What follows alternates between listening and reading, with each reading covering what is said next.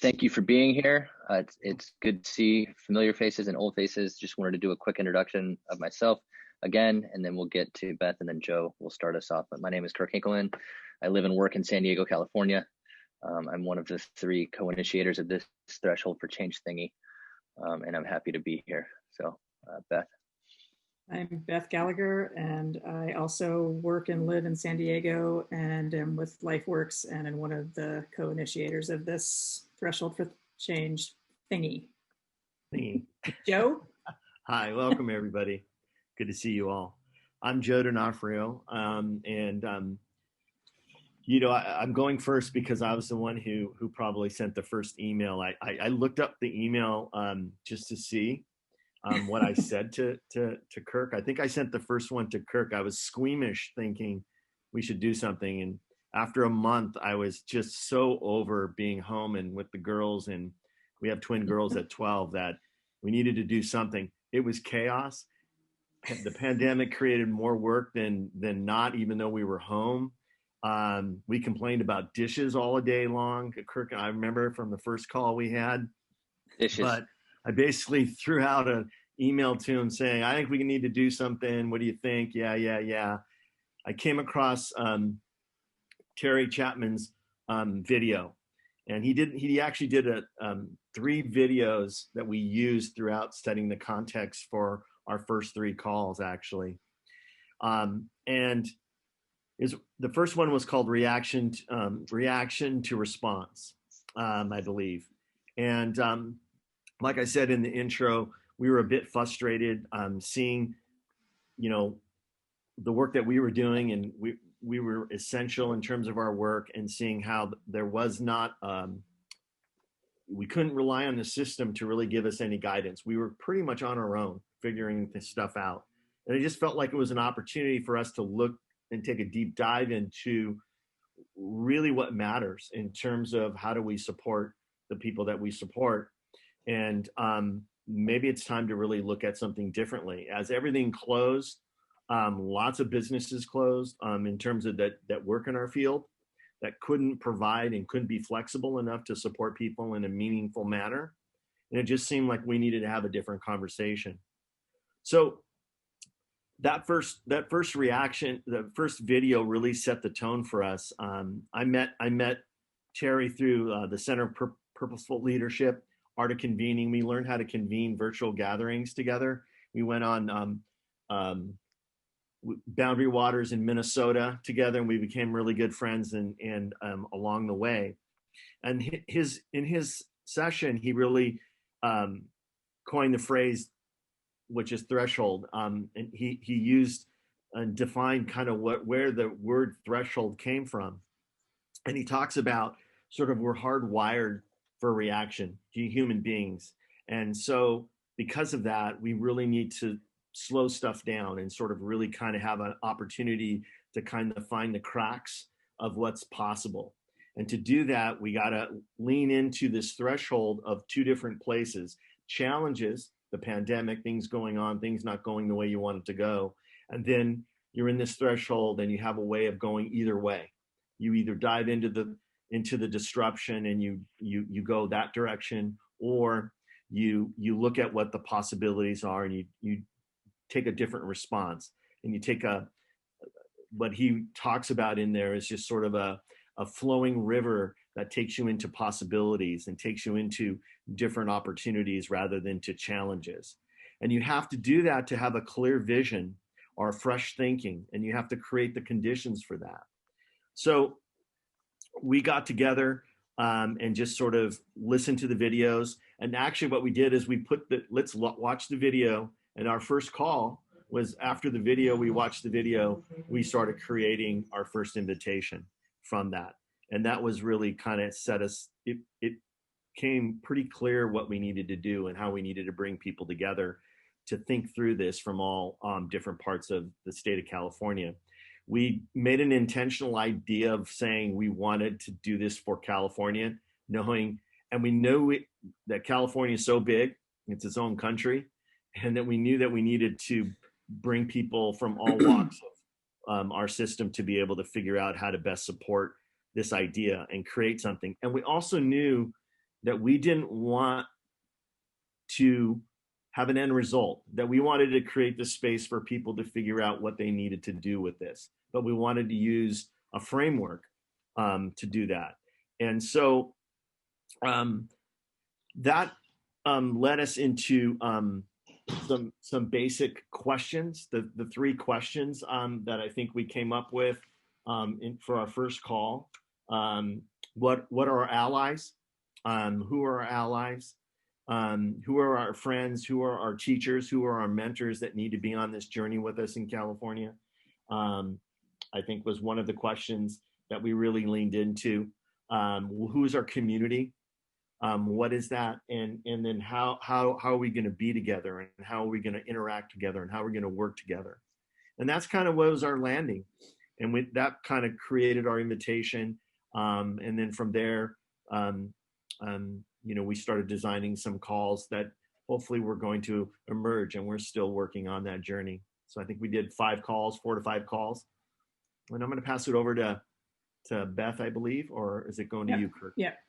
Beth. No, it's to me. So we knew that designing the call was going to be critical. So the way that we went about it was each of us crafted a list of people that we thought would be pertinent. And the list came from a variety of people from across the state, from a variety of different services, a variety of different places, advocates, parents, providers, and within the provider system, all different types of providers, attorneys, people representing state offices. We sent them a well-crafted invitation to see if they would be even interested in it. In that invitation, in the email holding the invitation, we said, hey, if this intrigues you, give me a call. Let's have a conversation. And out of that, we ended up with about, I don't remember how many off that first part, but each of us gathered about 5 people, 7 people maybe. And then we gave each of those people that we initially gathered a free seat to fill. So they were able to go out and find somebody that we couldn't even think of, right? So they were able to go out and find somebody else to fit in there, that people that we wouldn't even have known existed. So at the first call in June 29th exactly, there was 56 people. And like I said, a cross section of people and a cross section of the state, like Joe just said. The platform was on Zoom. So we had pre-scheduled 4 meetings the 4th Monday of every month for 4 months, 2-hour call. And basically the platform of the call was a welcome. We did a meditation, like we had said, like Kirk had said earlier in today's, there was a lot of intentional structure to the call, because we knew that a lot of the people that were coming didn't really previously work in this kind of atmosphere where you do meditations before a meeting and that kind of thing. But we wanted to share an example of how this would, be an example of how we were hoping things would go. So a meditation, we did a check-in, we had breakout rooms with a theme to it, based on whatever videos or reading that we had sent them ahead of time. A lot of it based on either Terry Chapman's information or Theory U. And then we would do a checkout, maybe a 1-word checkout or something like that. We also contributed a communication platform called Mighty Networks, which is kind of Facebook-ish, but way cooler. And so that was a place where everybody could be logged in, and we would be able to share everything, just all emails, a calendar, all the poems that we had, all the images that we had, all the documents that we had. We could share ideas back and forth. It was just really helpful. And so in that, we had asked them to commit to that part.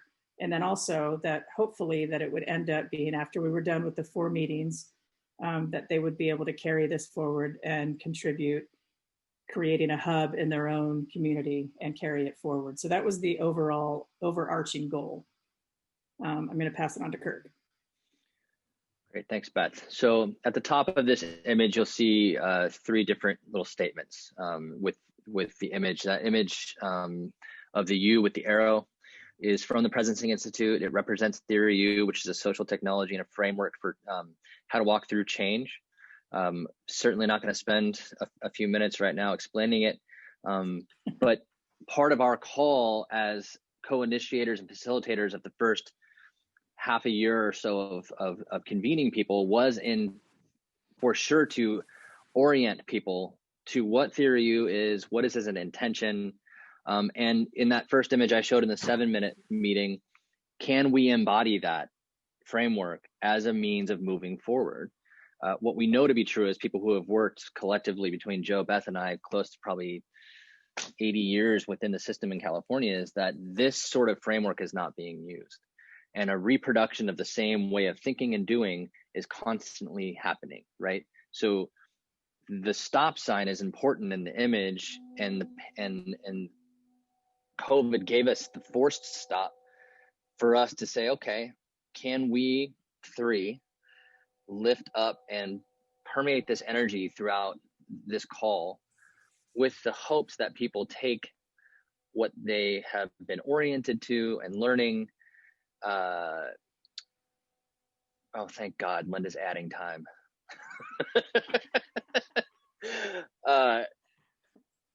So Joe and Beth talked about the sort of genesis and the design of the call. Over the 4 months, what we did was we framed the calls along the trajectory of Theory U as a way of modeling what Theory U looks like. And always with the understanding that it's what when we're in that reproduction downloading loop, all of us, Beth, Joe, and I included in the state of California, can get sucked into the vortex of just doing the same thing over and over and over and complaining about the system from an outside in lens. What's necessary, we believe, and we hold on to, is that we understand that we are the system that we comprise the system, so that we've got to look first and foremost at ourselves. So if you look at these 3 things, it says you cannot truly understand a system unless you change it. You cannot change a system unless you transform the consciousness it enacts. And you cannot transform this consciousness unless you make the system see and sense itself. So that starts first at an individual level, right? We've got to be able to see ourselves in different ways. So when Beth talks about that cross-section, diversity of intentional invitation to people on the call, it's not just a bunch of directors sitting around a table doing the same old thing. It's directors, neighbors, friends, DRC attorneys, state council people, regional center directors, shedding those labels, dropping that, letting that go, and being still and present with one another in a shared kind of humanity and a shared mission of, let's see if we can do some stuff on the ground in our local communities that we can then share out to the system and see, look what's happening. We were doing it anyway in the wake of the initial month of the pandemic, like Joe described. We had to just do for ourselves. The community came around and did for ourselves. So what we know to be true is that within the service system, with all the rules and regs that are kind of compressed upon us, we know we can do right by people anyway.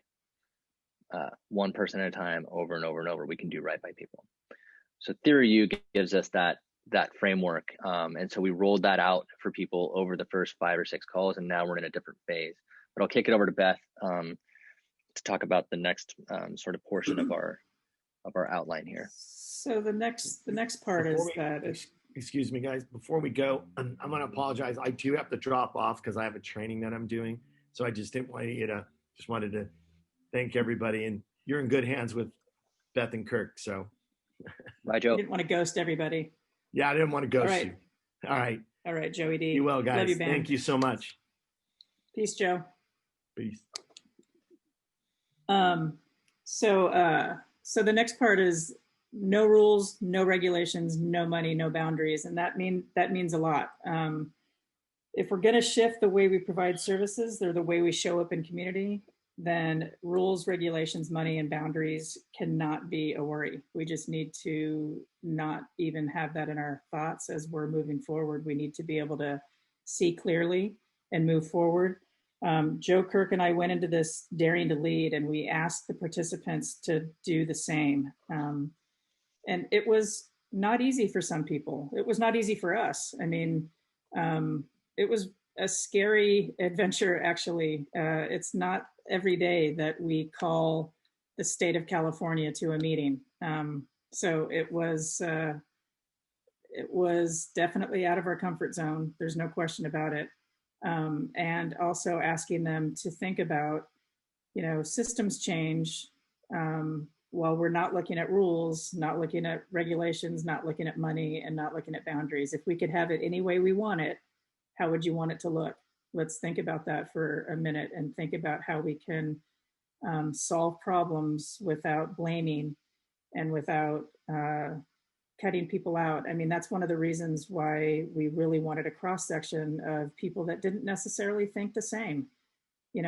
There's definitely like differences of opinions between people that provide residential services and supported living, or people that do supported employment and sheltered day services, and all that kind of stuff. There's just difference of opinion, and all of those people were on the call. So it was fascinating. So that's what we wanted to look at things from a very organic and very pure sense that we can do this. We just need to figure out and let the minutia and the rules and the regulations go by the wayside and figure things out one person at a time, and figure out some stories so that we can tell, kind of like what Dorona was saying, stories are absolutely powerful. We need to do that instead of trying to pick up the system and make it all perfect. We need to figure out one person at a time. So I'm going to kick it over to you, Kirk. Okay, cool. So just to add on real quick about this no boundaries portion of this image, I think what's really, really far out and super great about Threshold for Change is that we didn't ask permission for anybody. We didn't ask for money. So Beth, LifeWorks down here in San Diego, Beth and I and Joe both provide services that are funded by the state of California. And when you're funded by the government, as you all know, there are all sorts of hoops, rules, documents, blah, blah, blah, blah, blah, blah, blah, blah. Well, this is just Joe, Beth, and I deciding to do something. And it's not attached to money, which means it's not attached to rules. It's not attached to regs, and we can do whatever the hell we want. And that's so freeing. It's so liberating. It's fantastic. It's fucking fantastic. So it's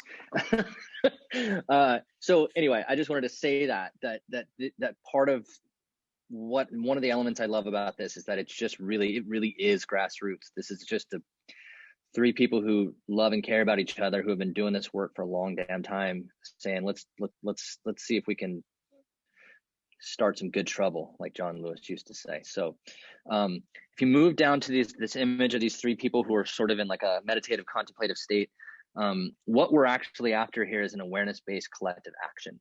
And so what Threshold for Change ends up being, and this is the phase we're in now. So people joined us officially in June for the first call. We walked through 4 or 5 calls through the U.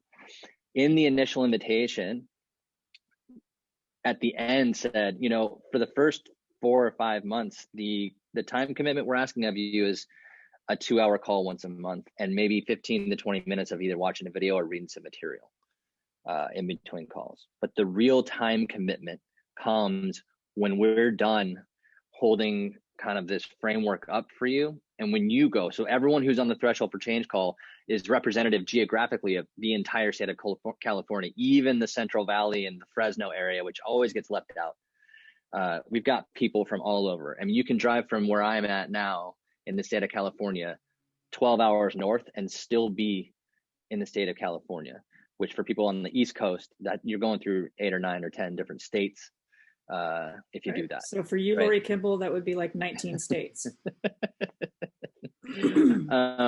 So no, it's actually like 7 hours from one end of Maine to the other. So yeah. I mean, you're bigger than we are, but you better pick on somebody else from the East Coast. Anyway, so we wanted to be sure that we grabbed people from all over the state so that we can honestly say that this is a representation of the entire state of California, not just the roles that we've already listed or spoken about. So the idea is for this first 4 or 5 or 6 months that people got to a place of our awareness as a system, that we are aware of who we are and how we affect the greater system at large. And then another element of it was that we were able to set collectively as a Threshold for Change community our intention. And our intention was to kind of take and harness and harvest the energy of these initial calls and bring it into our local communities. And that's where the magic really happens. So the people that were on this Threshold for Change call go off with the energy and the content and the framework and invite others that they know. Like, so we will form a local hub here in San Diego, and San Diego is so big, there probably will be 3 or 4 hubs around a geographical area or around a topic of interest or an issue that needs to be addressed, right? So the Threshold for Change call doesn't go away. It becomes this umbrella of support. And under the Mighty Networks platform that Beth mentioned, people can start to, when you form a hub, say Riva in Fresno forms a hub around self-determination, she'll form that hub under the Threshold for Change umbrella. And Threshold for Change will meet once every 6 months or so as a group so that we can stay connected, but these little hubs will pop up. And this, being from California, is probably not the greatest language, but it really does sink in. It will spread like wildfire. The idea is that these local hubs will spread like wildfire. That was my initial 20-minute timer, but Linda gifted us with 5 more minutes. So our hope is that this momentum goes out and these local hubs start to pop up. I was just on a call, for example, in the supportive role of what Threshold for Change has become, with some people who formed a hub up in the central coast of California and needed a little bit of guidance around the initial stages of inviting people to a local hub around an issue. So I jumped on a Zoom call with them for about 45 minutes to 60 minutes and kind of talked through what they were going through. So what we're hoping is that these intentions that we have set activate our attention, and that with a high quality of attention to these intentions, that this will activate action, which, again, not getting into theory U, but that's the right side of the U, that these local hubs start to walk through hosting people, inviting people to be together in local communities around a shared interest or issue, walk through the U process and prototype something, create something they can do, something they can iterate over and over and over until they land on something, and then harvest those stories. Again, we harvest them through the Threshold for Change Mighty Networks platform in different ways, through writing, through video, through, what is that message saying? We have 2 minutes left. Okay. Or until 2:41. So that it's not just the 50 original people who are on the Threshold for Change call. It becomes, maybe there's 10 by this spring. There are 10 local hubs comprised of 10 to 15 people. Well, there you have another 100 to 150 people, and then that hub shares a story. And there's people in this one region of the state that have been stuck and really haven't been able to figure out how to get momentum going or to pop the clutch, so to speak. Well, they see all these stories of these different hubs and what they're doing, and like, oh yeah, okay. We don't need to overthink this. Let's get people together who actually have it here, right in your gut and in your heart, that would accept an invitation to at least have an initial conversation about something. And then another hub pops up and another hub pops up, and then we can just show it, like, when the friction comes and the tension is prevalent with the people who are on the ground doing for and with people in community to the greater system, we can say, this is what's happening anyway, right? And that can start to really, I think, heat up, so to speak. The additional hope also is that for people that may be shy or uncomfortable about starting a hub right now, that maybe in the future when something comes up, that the skills that they've learned around listening and shifting the way that they think around problem solving or around creating new experience out of chaos, frankly, that it will help create a new a new outcome, that they've learned something different about getting out of the old parameter, getting out of the new, perpetuating the old system. And you can think about how to let go of something that's not working and initiating something that is going to work. So there's a lot of benefits out of it. You know, there's a lot of really great things that are happening, and connecting people from all over the state that never knew each other before. That's another one of the most wonderful benefits, that people are really talking now. And they've talked about how wonderful that is. So yeah. So we kind of watch you guys around from 6 o'clock down at the bottom of this image around clockwise. And just to end here, that at the roots of this image, we started as co-initiators, and we don't think it would be upheld and possible without this relational foundation that Beth, Joe, and I have had a strong and deep relationship over the years. I don't know that this is held together without that, between the three of us, because at the end of the day, as co-initiators, we are sort of like the local hub to the threshold for change at large. And so we lean on each other. We understand each other's personal stories. We understand our day in and day out struggles in our own lives. And so when one's bogged down, the other one's able to lift up. And I know I speak for Beth and Joe. Joe's not here. That it's something that is incredibly important when you set out on an endeavor such as this. So anyway, Linda said 141 or 241 in California. That means 1141, and my phone says it's 1141. So I don't know. Anyway, just saying. Thank you all for your attention and for being present with us.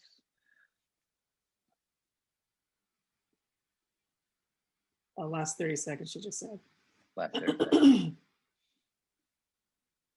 Quick question, comment, concern? Anybody have to pee?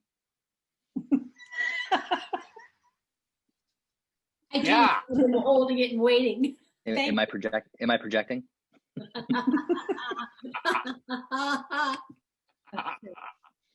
Oh gosh. Here in New Jersey, that'd be one of those things where we'd hit multiple states. We're only about 4 hours tip to tip. So yeah, we'd be hitting multiple states by doing that 12 hours. Yeah. Hey Beth, you looking good? Hey Garima, right back at you, babe. Word up, Kirk. Word up. Yeah, looking good. Keep it Joe. But I thought I'd hang out with you more often, Garima. Fabulous. Yeah, I know. Really happy that y'all have been able to experience the freedom that you have without the boundaries and the rules and the money and everything. That is a effing awesome thing to experience, I know. Yeah. A little jealous, Thanks, gotta be honest.